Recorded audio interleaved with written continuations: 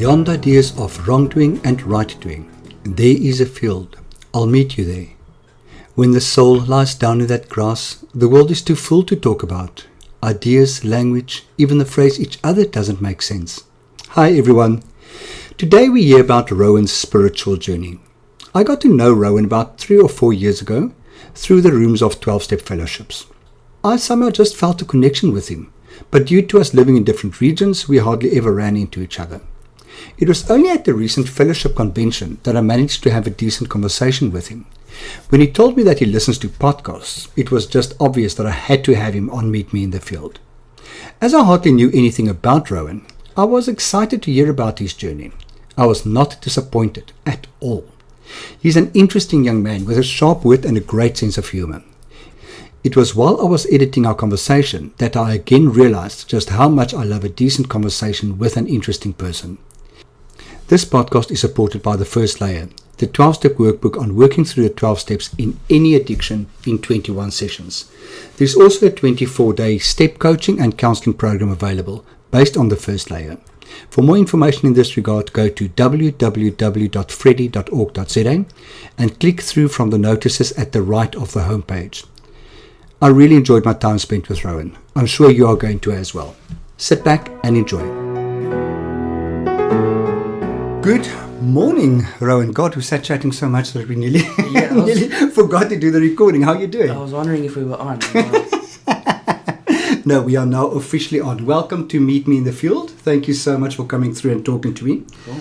Thanks for asking me. When you said you had an exam tomorrow, that's why I said come through Wednesday, because I thought you're writing exam. Yeah. You look so young. How old are you? I am young. I'm 26. 26? Yes. 26 and a half. That is so important. Yeah. I think once you reach 13, you can drop the halves. Not for me. You look really young, but you are lecturing as well. How often are you being confused as a student? I'm not lecturing. I'm teaching. And that includes running some seminars which are put together by myself, and then I choose the assessments and the material. Okay. I'm not lecturing. How often am I confused with the student? I don't think enough about it. I mean, I'm just there. And I'm a student as well. Yes. So I'm both studying and doing that work. So you told me earlier that there was a master's thesis. Yes. And is there going to be a PhD? I'm going to apply for one. Are you serious? Ideally, I would go want big to or go home. Yeah, ideally I'd want to go overseas. Oh. Because the programs are fully funded. They're more rigorous, specifically in North America. Okay. So that's where you're aiming, North America? Yeah, definitely. Okay. But I always wonder, like, as a 26-year-old, I have sponsees, right? Yeah. I have people who ask me what they should do in situations, who are, I mean, in some cases nearly twice my age. And I'm like, I often sit there and I'm like, why? I mean, you're really fucked if you're asking me what you should do, you know? I hear you. So it's just funny. You have a voice, but you don't know whether you should use it in that situation. I think there are some things that I will say. And there's some things that I will say because I've got experience with them. Yeah. But there are other things that I say, go speak to my sponsor. You know, go speak to that person. Because I know people who have experience in different areas. Yes. And so, I mean, partly as a result of, you know, going through a 12-step process and then coming to an understanding of my limitations as much as I possibly can, and then recognizing other people have great experience to lean on. It's part of a huge process of knowing ourselves when we know what we know and know what we don't know. Yeah. And to be okay to express that. Yeah. The important thing is here, in a way, I won't say we take responsibility for somebody else's lives, but we know that we play a huge part in somebody else's life. So it's a responsible thing. Yeah, absolutely. I still, especially when clients walk out here, think, shit, did I say the right thing? And normally before I see a client pray, just ask my higher power to guide me. So afterwards I always think, but I was guided in that direction. So it came out for a reason. So 26-year-old and you're Capetonian. Yes, I am. I was born in Port Elizabeth. Moved here the friendly city. When I was 2. Okay, so you never experienced the friendliness. Yeah, no, I've never experienced Port Elizabeth. I've never experienced any other South African city past the age of 13. Okay. So most of my adolescent life and adult life has been in Cape Town. I did spend 3 years living in Oxford in the UK. Serious? 3.5 years, from 2008 to 2010. Okay. Yeah. Studying there? 2007. No, my mother was studying there, and then I finished my schooling there. Oh, fantastic. So it was a Oxford, it was a great what a experience. fabulous place to Yes, be. yeah. Is that where your love for English was cemented, if I can put it that way? That was my grandmother, I think. My grandmother, she passed away 2004, and she was a teacher, as my grandfather was a teacher. Actually, my grandfather was principal at various times in Grahamstown at some schools there. My grandmother, she taught me, read to me, and instilled both the love of Jesus and literature into me. Although I don't love Jesus, but she tried to drum that into She tried her best. Did. Okay, so grandmother played a huge role in your life. What did mother study? My parents are both medical doctors. Okay. Most of their work is in public health and various areas of public health, but that's what they studied. Okay. Yeah. And did you consider going into medicine at all? I didn't consider going to university because I was very high most of the time in school. You were high enough. Yeah. You didn't need the social status of DR in front of your name because you were already high. Degree, no. So did you start using it at a young age? Yeah, I started smoking weed when I was, for the first time, probably when I was 12 and drinking 11. And it just kind of continued and escalated from there. So I remember I went to England and there was a 3-week period where I said, okay, I wasn't going to smoke, I wasn't going to drink. And then obviously I found somebody to smoke and drink with, you know. As invariably happens. But it's strange, like even then I was like, okay, I know this is not good for me. I should probably stop. But I mean, I was just like, I was 15, you know. Yeah. I was enjoying myself. I was 15 years old. I didn't understand yet at that point how much smoking and drinking had affected my life. And then obviously it snowballed over the next couple of years. Have you seen those brain scans of the normal brain versus the dope addict's brain? No, I have Oh not. my god, the dope addict brain looks like a fucking Swiss cheese. There's these holes. And then you see the coke addict's brain as well. It's just as bad. So I wonder what my brain really looks like. Interesting. The fact that I have a very, very bad memory, but the fact that I still remember something is a fucking miracle. Yeah, it's really amazing. Yeah. I think also being on the internet all the time has not helped my memory. Digital cocaine. Like you said earlier, I am a millennial, and I think we had the 56k dial-up was the first experience of the internet at my house. So going from there to when I was in England, just being able to download a full movie in 10 minutes. You know? Heaven, I'm in heaven. I've grown up with the internet very much, and I think it's definitely had an effect on the way I think. Yeah. Both positive and negative. Negative possibly in terms of constantly looking for things to ping my attention span. Okay. It's quite amazing, the modern website. Yeah. How that freaks me out. I hate these busy websites that people have. I can't concentrate on everything that happens on the page at the same time. If you look at my website, my professional one, it is straightforward, no moving parts, no different screens. It's just straightforward. And that was the first thing when I said to my husband, when he said, how do you want your site to look? I said, not busy. Because the minute I go to the website and there's too much happening, I close it because I don't know where to concentrate. The busy ones are for me with my squirrel brain. So you just scan all over the bloody place. Yeah.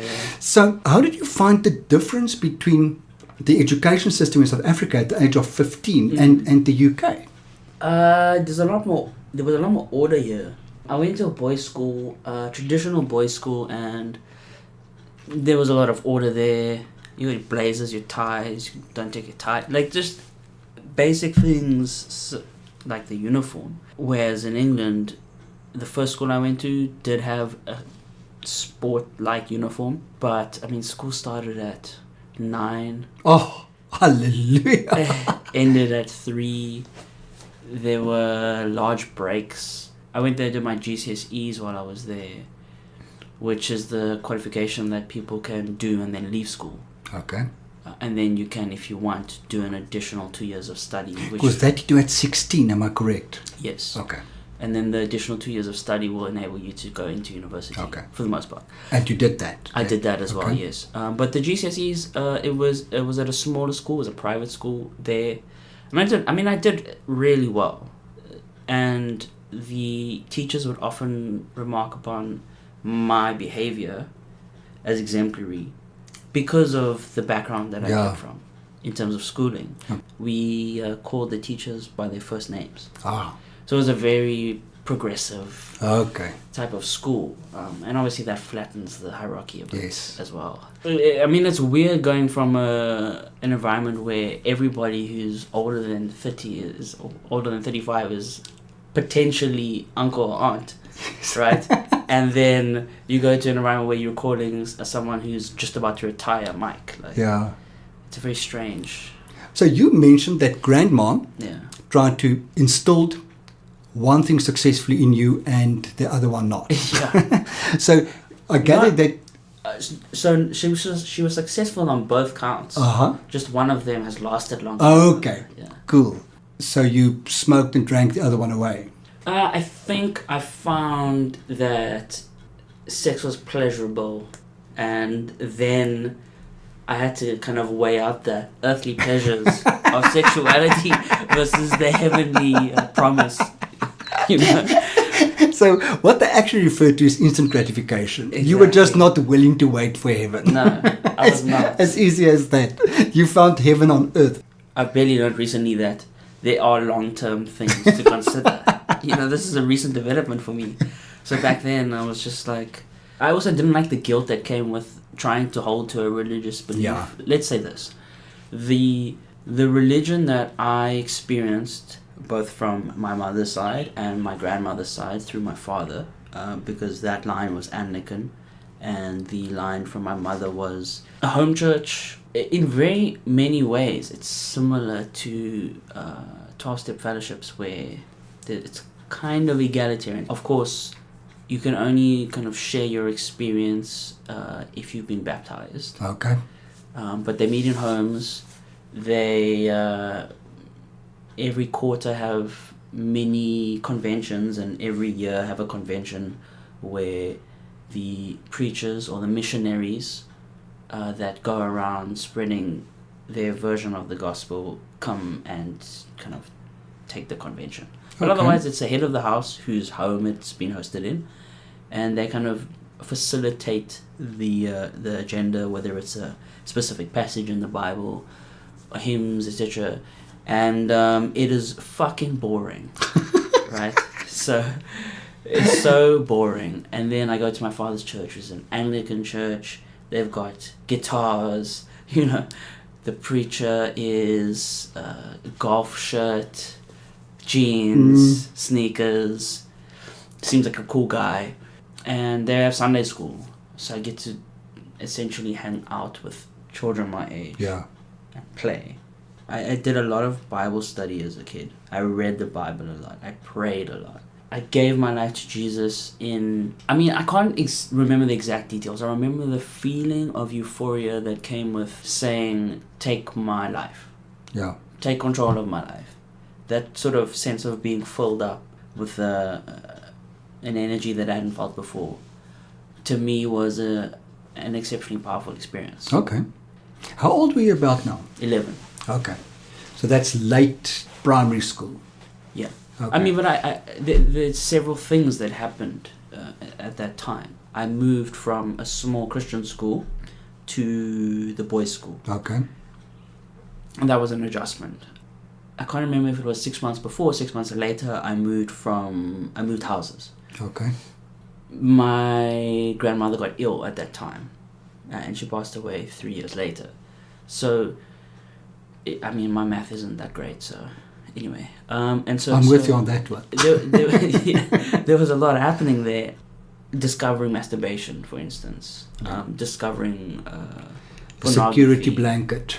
Yes, I mean, discovering sexuality. Like, I definitely think for me, my early experiences of sexuality were both exploration and curiosity, as well as escape. Okay. Because of my understanding of the purpose of any type of sexuality, as taught to me through my religion, from both sides of those traditions, there was a lot of guilt involved, and I'm shaking my head rigorously. A lot of shame involved. Absolutely. And secrecy. Yeah, I'm with you on all of those. But I mean, that's the thing. When you find something that it feels good, well, for me, I found it felt good. Then my feelings about it made it difficult, and so I had to split myself. Yeah. Because I'm experiencing, and I couldn't reconcile both the feeling of religious guilt and the good feelings of sexuality, and also the burgeoning curiosity. And my education from sexuality came from other boys my age or a little bit older, which included accessing pornography, and they received that from other people. You know, so I definitely know that secrecy and risk is something that is fun. Yeah. You know, and for me, a lot of my sexual behavior over the last 10, 15 years has been secretive and risky at times. Yes. You know, and secretive. Upping the risk is also upping the excitement. Yeah. And I can identify with the secrecy thing, definitely. Yeah. Ugh. This little gay heart hiding everything I did because I was so afraid somebody was going to find it out. Oh my God, it was awful. I mean, so for me, I'm not really sure, and I've tried to figure out, it doesn't really matter. I mean, it's like more of an academic question. The fact is, definitely having some sexual curiosity for both women and men. And so the fear of anyone finding out any sexuality, but specifically any homosexuality, was definitely a defining factor in the way I express my sexuality over the next 10 years. Okay. Again, in secrecy. So my favorite song was Bohemian Rhapsody. Bohemian Rhapsody. And my grandmother would say, don't listen to that devil music. Because at the time, and it was a resurgence of what happened 20 years earlier, if you play the song backwards, you know, like all that stuff, it just keeps recurring. Every time the church feels like it's losing hold, it just recycles these old narratives. Right? Were you old enough to remember an Afrikaans singer called Bless Bridges? No, I've only heard about him subsequently. We always joked and said if you play his songs backwards, you get Potjie Kos Recept. Okay, so at what stage did the break happen for you? Teenage years, it sounds? Yeah, early teenage 11, 12. Okay. And then my grandmother passed away, and I was very resentful. My grandmother played a massive role in raising me while my parents were working on their careers. Yeah. And she was also very accessible. She was, 5 roads away. Okay. That split happened, just the number of things happened. I started swearing for the first time. There were many new experiences for me. I'd never really been as aware of racial categories as I was when I went to that school, because it was a predominantly white school. Yeah. Whereas the school I came from was predominantly colored school. Okay. That's when all of these things started. My place in the social world, my place in... questioning my sexuality, the loss of my grandmother, and just a number of other things, like eating a lot of sweets predominantly, and being on the chubby end throughout most of my childhood. Okay. That was now more of an issue than it had been previously. And then also I went from a small school where I was academically one of the best, and sporting-wise, I was playing in the first team when I was in grade 5 for the grade 7s. Yeah. So, it was a tiny school. It was like 200 people. Okay. And the school was from grade 1 to 12. So it was really small. Okay. Whoa. And then I go to this massive school where there's 120 people in my grade. Yeah. Where I'm in the D team for all sports. and then all this other stuff is going on. That really was a time of major adjustments. And I remember I went for a brain scan at one point because I was starting to have these kind of hallucinations, and there was a lot of psychological stress that I was going through and wasn't really able to cope, and kind of resulted in me finding friends who were outcasts and hanging out with them, and then over time smoking and drinking and escaping into sexual fantasy, but also escaping I loved reading. Probably what I've questioned why I've done English literature. It exercises the analytical and the fantasy part of my mind. But reading for me as well. I loved. My mother always used to say that I go into eensame opsluiting. If I had a good book, you will not see me. I virtually had to be coaxed out of the bedroom with God knows what, but I could forget to eat. It was just not important. I didn't want to leave that bubble of the fantasy of the world that I was in. You came back to South Africa when you came to varsity? Yes. Okay. Interesting story though. I wasn't sure I was going to go to varsity. I wanted to do sound engineering because you can smoke all the weed that you want. And drink, and you had the perfect motivation for your study choice. Yeah, no, exactly.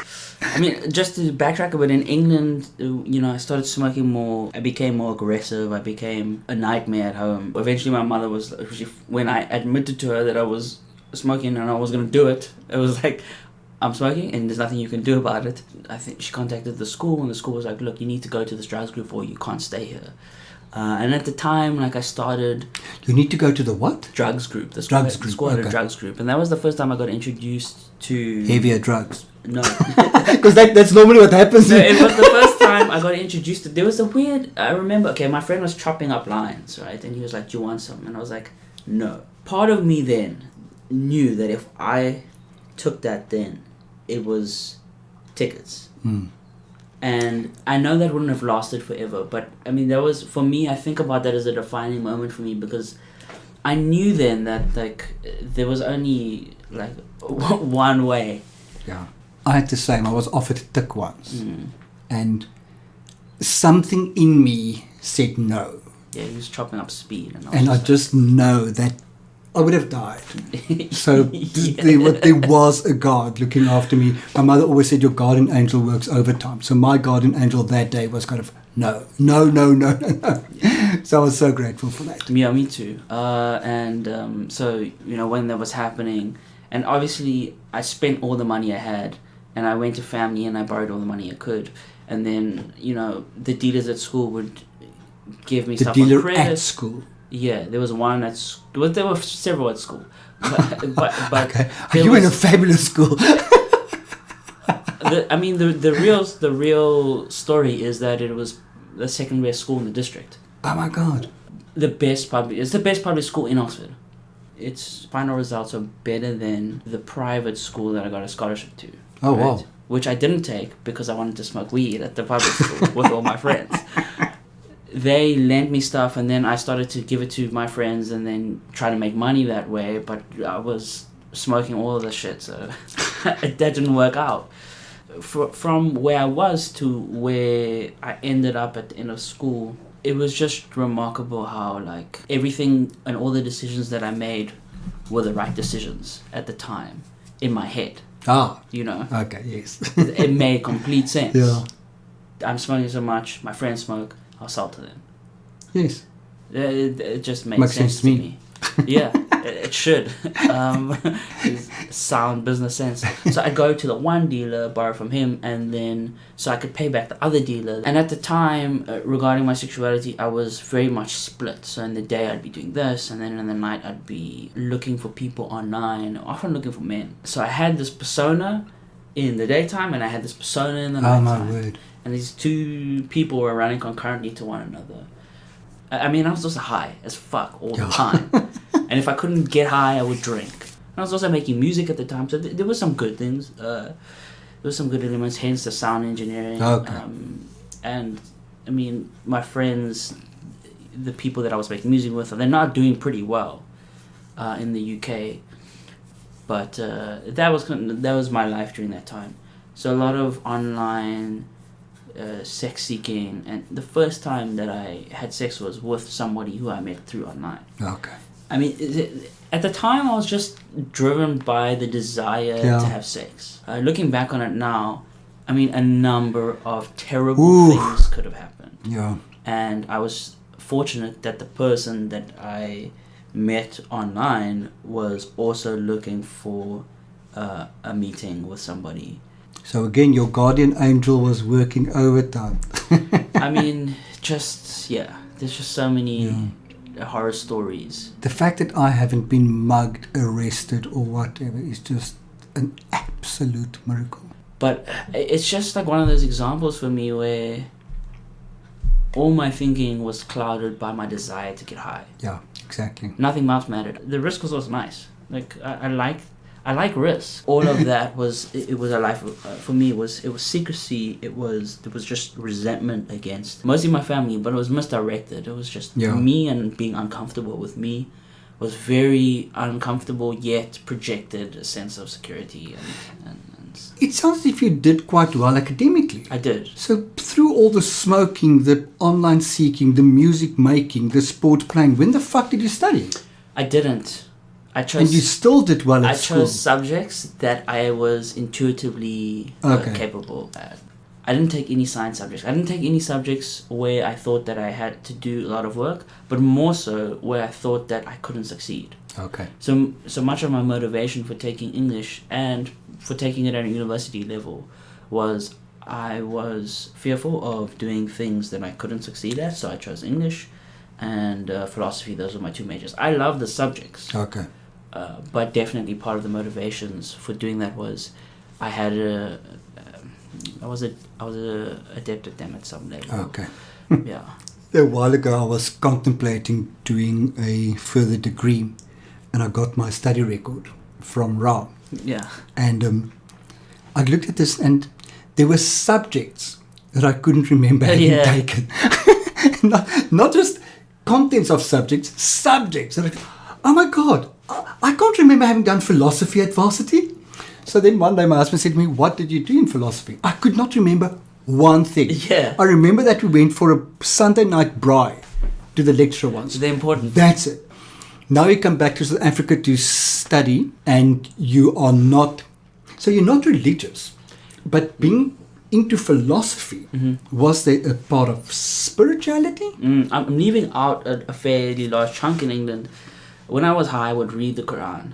I would read the Bible. I was constantly looking for a way to stop feeling both in terms of sexuality and also in terms of just the dread that comes with getting up every day and wanting to use, and that's it. So you're looking for some form of meaning, some form of guidance. So the drugs group that I went to, the man there was a member of NA. Okay. Took me to an NA meeting. I went very high, never went back. He then took me to a sweat lodge. There are many different Native American groups, but broadly speaking, one of the spiritual practices that people have taken from their traditions and taken across the world is this idea of going to sit in a tent with hot rocks and putting water in it and then just kind of sweating out.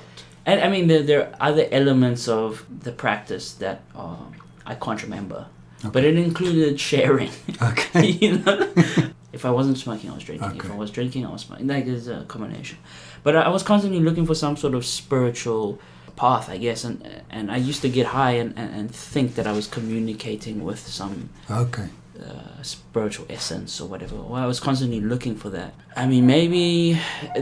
I do think that parts of it fulfilled that need. Okay. For some period of time. But... obviously, you know, it's not sustainable. So I was looking for a spiritual path, and when I came here to South Africa again, I didn't smoke as much, but I drank a lot more. Okay. And I was coming to a point where my parents didn't want me at home. I felt every time that I was getting high that maybe this would be the time that I would finally hear things and hear voices and lose my mind so I could have the courage to take my life. Like that's where my mind was at. And one day I remember I got up and I said I wasn't going to use, and then it was like 15 minutes later and I was high and I was just like that sounds so familiar. Yeah. Today, no. Fuck it. Tomorrow. Whether I was happy, whether I was sad, whether it was sunny, whether it was raining, doesn't matter. So I asked my father to come get me, and I was just like, I need help. So this is now first year varsity? Second year? First year. First year varsity. So I hung out with the Hare Krishnas that year, in the beginning of the year. And also I did ancient Greek. I failed the course, obviously, because you had to learn for it. But I did ancient Greek with the intention of reading the Bible in its original form. Oh my word. Right? So you were definitely searching. Absolutely. So you ended up with a head full of knowledge. Yes, absolutely. But with a heart not connecting with it? I mean, I wouldn't even say the sieve of my brain was full of knowledge at that time, but I definitely had read some things and thought I knew more than I knew. Okay. And even that was disconnected from how I felt. Because I felt dread most of the time. Yeah. I felt desperation. I was ruled by my need to satisfy whatever obsession I had. Yes. I was ruled by resentment, I was ruled by fear, I was ruled by guilt, I was ruled by shame. Most of my actions were determined by those emotions, those feelings. Yeah. So in your first year, you got help for the drug problem? Yes. Were you a treatment baby, or did you just connect with NA? Or? I connected with NA. Okay. Yeah. I refused to go to treatment. I was like, there are real drug addicts there. I don't want to catch something. God forbid. And I mean, I intended to stop for a while. Did not intend to stop. Full stop. Okay.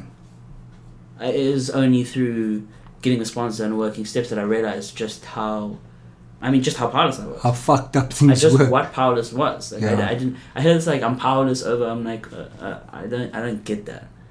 A disease, like, I mean, come on, my family are doctors. Like, I know what a fucking disease is. Yeah. And the religious language threw me, because I mean, while I was looking for some spiritual path, I wasn't wedded to Christianity anymore. Okay. I'd left that. That had sailed a while before. Yeah. I think what really helped me see just how fucked I was a good sponsor, somebody who also smoked weed primarily, and very similar backgrounds. Very, very similar backgrounds. Oh, excellent. Yeah. So that classic one addict helping another. Yeah. That absolute identification. Yeah. Between two people. And it comes back to what I was saying earlier about talking to people twice my age and you need to go speak to somebody else about this issue, because I don't have that experience, and I can't help you with the solutions that I used. Absolutely. All we ever had is our own experience, strength and hope. Yeah. Now you enter a 12-step program and you read step 2 and you read step 3, and did the God thing freak you out, or did you connect with of your understanding, or what happened? I had to park my suspicions. Right. I love the way you say that. I had to park my suspicions. I had to leave them in the parking lot, go into the meeting, and then come out. Okay. And in many ways, I suspend my disbelief. Okay. When it comes to any of the God steps. Because this is just me, it's hard for me not to read 12-step literature in different fellowships and not see the core influences of the monotheistic faith, namely Christianity. Yeah. So, I mean, the idea of character defects, for example, roughly translates to the 7 deadly sins. I had a sponsor once who said to me, my second NO sponsor, he said to me, okay, so let's do step 6 and 7. I want you to categorize your character defects into the 7 deadly sins. And I kind of, what? Yeah. It was just, I felt sick when I started doing it. Yeah. And I did it because my sponsor said I had to do it. And it was a very good exercise and I got a lot out of it, but not again. Yeah. Thank you very much. I mean, the religious undertones of the fellowships depend upon the meetings, the people in the meetings. So my first round of steps was using the Big Book, and the Big Book is very Christian. Yeah. And when people say you can kind of maneuver your way around the Christian aspect, or at least the monotheistic aspect, or you have to subscribe on some level to a belief in a power greater than yourself, because no human power can remove exactly that third They have those three things. Three pertinent ideas that no human power could relieve, etc., etc. Okay, so no human power, for me, I did those steps first, and I mean, I've always struggled with that. For me, the group has helped me. My experiences have helped me, like in terms of having a powerful sense of being unburdened, like just letting go of all the emotional baggage that I was carrying, right? What an amazing thing. That those experiences are so powerful for me. I don't attribute them to kind of a deity. So when I attribute it to the process of meeting with people and the identification and being honest and applying these principles. I think there's something very real about the principles. Like if you don't tell lies, your life doesn't become complicated. Yes. Very straightforward. That was possibly one of the most amazing feelings. Starting to speak the truth. Yeah. And not having to remember what you said to whom. Yeah. The amount of mind space lies took up. I never realized that. Yeah. Just that I never realized how much mind space fantasy took up in my head. Yeah. The day that I started doing complete abstinence, I was going to freak out. What was going on in my head? There was this space, there was this time that I didn't know how to fill. Yeah. It was freaky. Yeah. I did some research on the 12 steps for the second book that I'm busy writing. And a while ago, not too long ago, now I can't remember, but they auctioned Bill W.'s original notes on the big book. Yeah. And the feedback, the notes that the people made.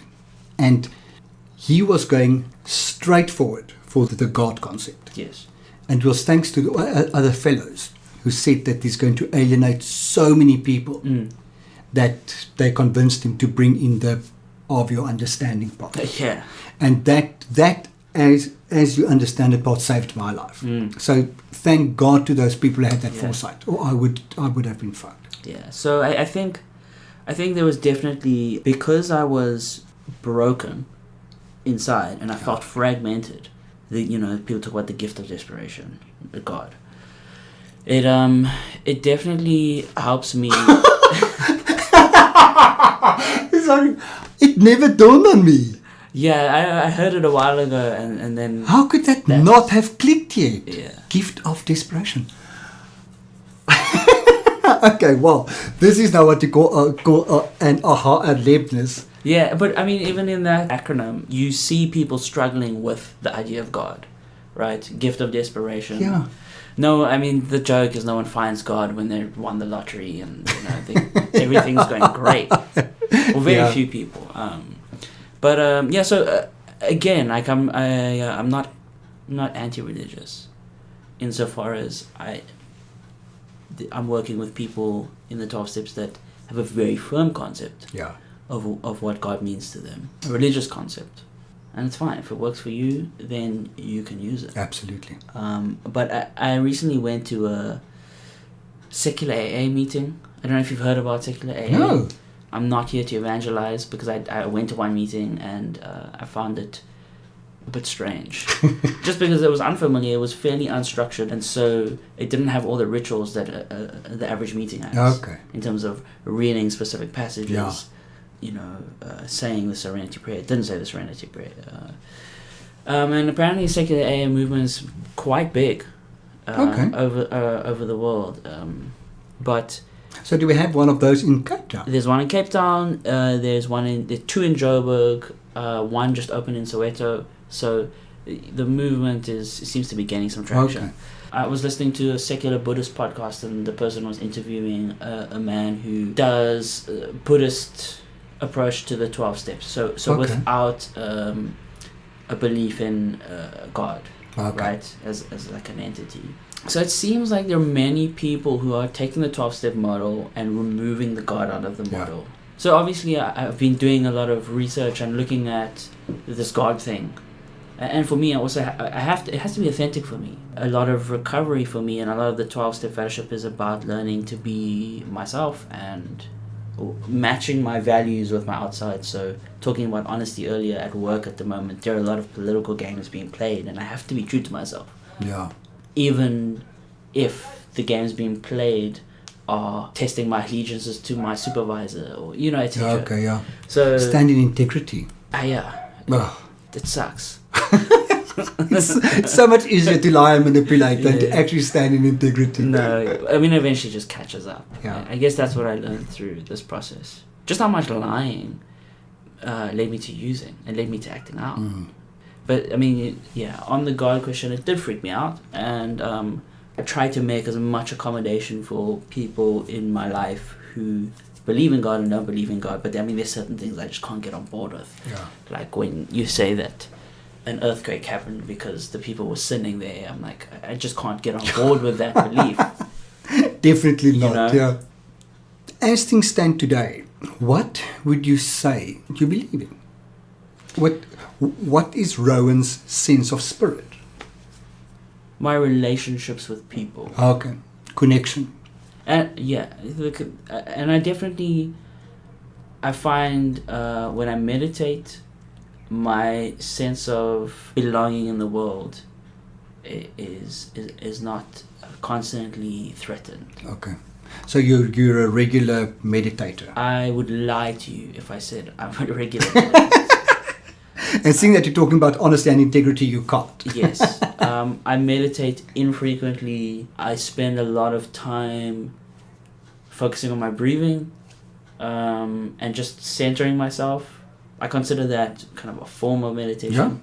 I spend enough time doing martial arts, which I find really help clear my mind. Okay. And also there's something about them that limits my ability to think, because I have to be there. Okay. Which form of martial art do you do? I started doing Tai Chi 5 years ago. Okay. I did that for 2.5 years. I also, when from about 16, I became really interested in martial arts. But recently it was a Tai Chi, then I did Muay Thai for a while, for about a year, and I'm doing Jiu-Jitsu at the moment. There's just like an hour a day where I get to go and switch off and be there and learn and exercise. So there you truly have to be present. Yeah, otherwise you get hit in the face. Yeah. But not being present can really hurt. Yeah. So that's definitely a form of meditation. It's bringing you in this moment, centered. Yeah. Not a hell of a difference between meditation and that. I mean, where my spirit lies is, I do think that when it comes to, for me, anything spiritual, it needs to be something tangible or practical, not tangible necessarily. And so talking to another person about what's going on for me in my mind, writing down whatever I'm struggling with, if it's according to a set questions or if it's just like free writing, and then talking to somebody about it, are very practical and tangible things that have helped me and continue to help me. And also talking to other people about experiences I've had that they're going through and how I've navigated that, and also all the mistakes that I've made and continue to make. Those to me are the core practices of what I consider my spiritual life. Awesome. Yeah. And music? Is that still part of your life? Fear is inhibiting my creative spirit coming out. But I'm going to the UK soon, so hopefully... Oh yes, you're going next week. Is it next week? Could be next week. Yeah. What's the date today? 11th. So the week after next. Okay. Hopefully that seeing my friends and being there, will connect you to that. Puts me back into that environment. Awesome. Yeah.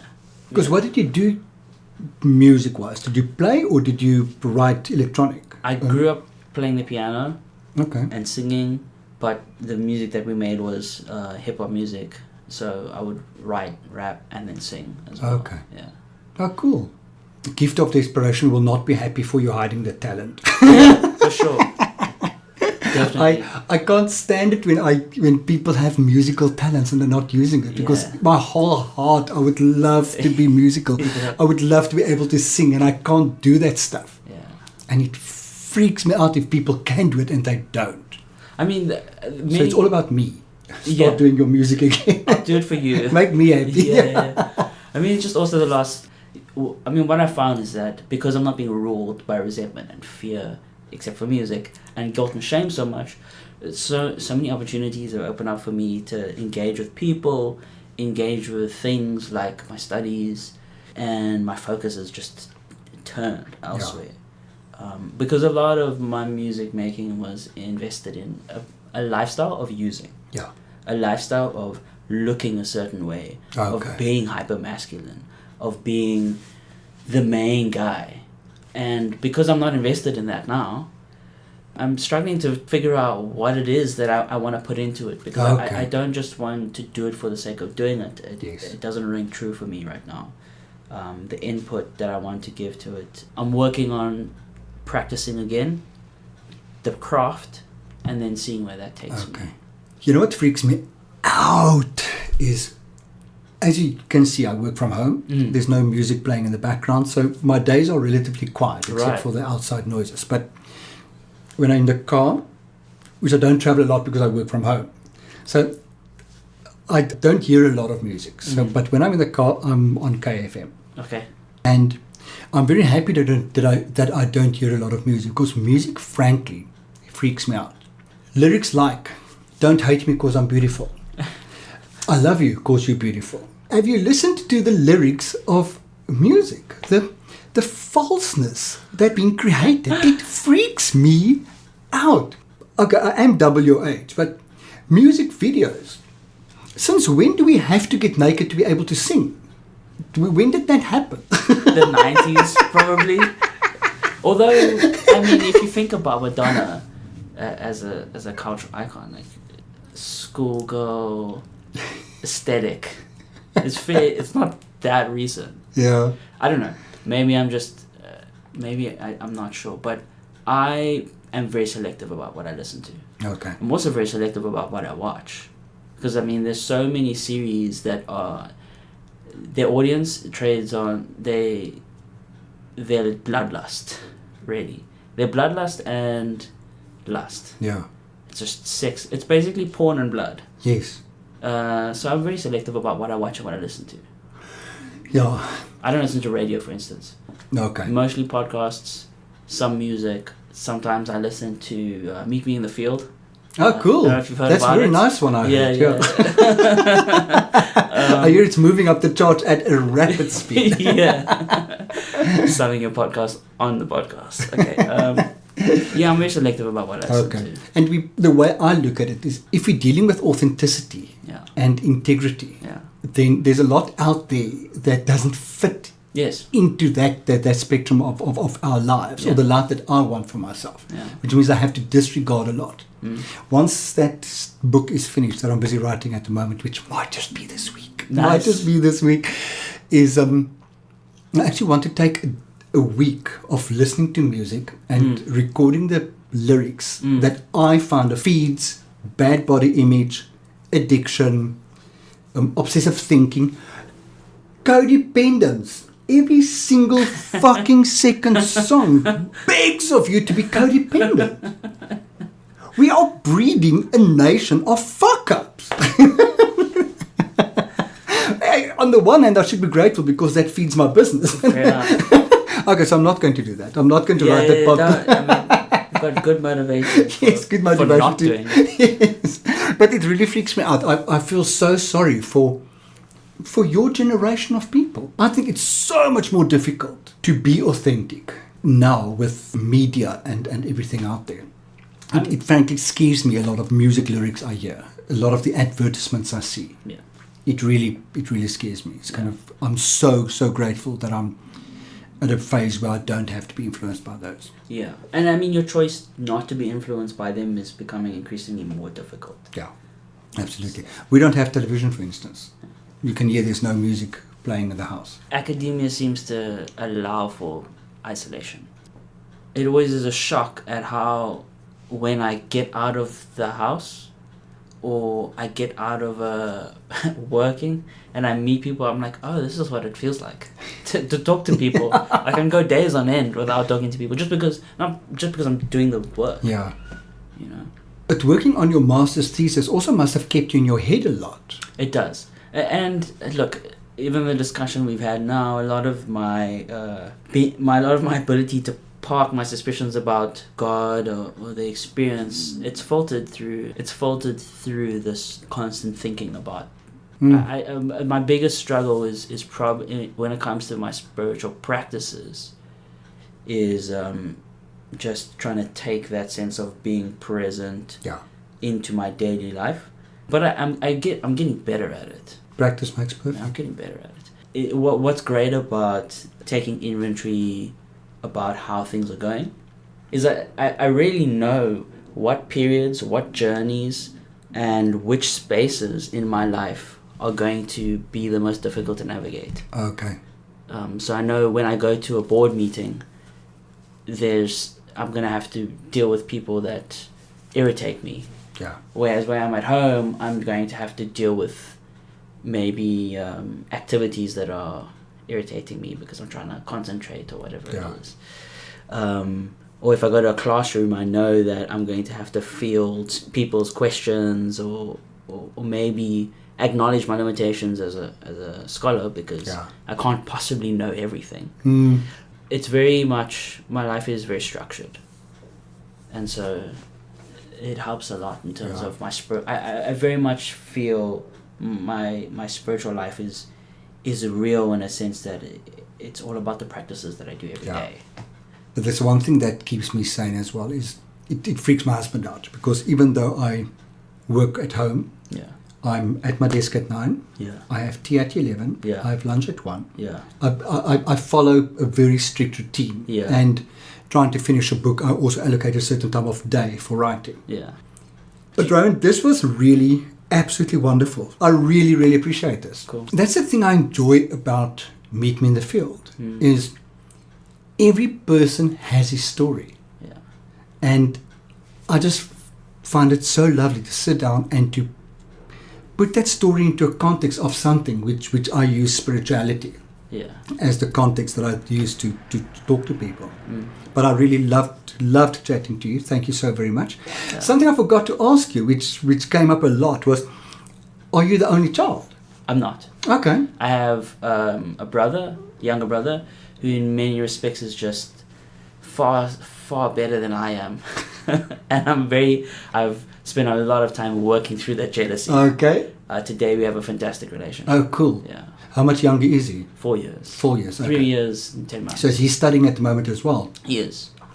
Cool. To be a doctor. Oh, God. You see what I'm dealing with? Yes, no. Resentment. This guy. There's no doubt in my mind that you could have become one as well if you wanted to. I'm sure. And I always say that I know that if I put my mind to something, I can reach it. Yeah. Unfortunately, I'm one of those people who don't prefer to put my mind to it.